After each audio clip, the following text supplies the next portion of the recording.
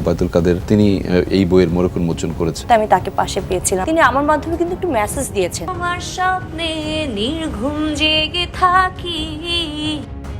দেশের একটি পত্রিকার ডিজিটাল মাধ্যমে সম্প্রতি নতুন এক খবর প্রকাশ হয়েছে যে সেতুমন্ত্রী ওবায়দুল কাদেরকে ঘুম পাড়িয়ে আসতেন চিত্রনায়িকা জাহারা মিতু। ওবায়দুল কাদেরের সঙ্গে জাহারা মিতুর সখ্য ছিল, এটা সকলেই জানেন। বইমেলায় ব্যস্ততা সত্ত্বেও ওবায়দুল কাদের নায়িকার কবিতার বইয়ের মোড়ক উন্মোচন করতে যান। ওই ভিডিও সংবাদে এমনটাই বলা হয়েছে, একই সঙ্গে দেখানো হয়েছে কিছু চিত্র। তবে সব অভিযোগ অস্বীকার করে জাহারা মিতু বলেন, ভাইরে, আমার কোনো পুরুষকে ভালো লাগে না, আমি কাউকে বিশ্বাস করতে পারি না। অনেক ইন্টারভিউতে বলেছি, আমার থেকে একদিনের বড় কোনো ছেলেকেও আমার ভালো লাগে না।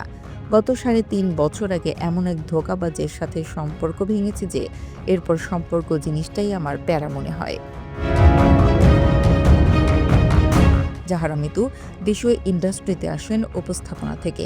বেশ কয়েকটি ছবিতে অভিনয় করলেও মূলত শাকিব খানের সঙ্গে আগুন ও কলকাতার দেবের সঙ্গে কমান্ডোতে স্ক্রিন শেয়ার করে আলোচনায় আসেন। তবে এই নায়িকার ক্যারিয়ারে উল্লেখযোগ্য দুটি ছবি মুক্তি পায়নি। দেবের কমান্ডো কোনোভাবেই আর মুক্তি পাবে না, কারণ এর প্রযোজক সেলিম খানকে পিটিয়ে মেরে ফেলা হয়েছে।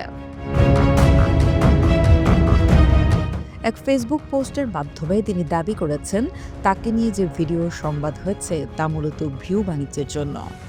জাহারা মিতু বলেন, ডিজিটাল যুগে সবকিছুর রেকর্ড থাকে।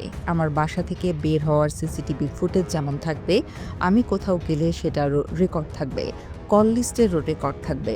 এসব বুঝে শুনে নিউজ করতে হয়।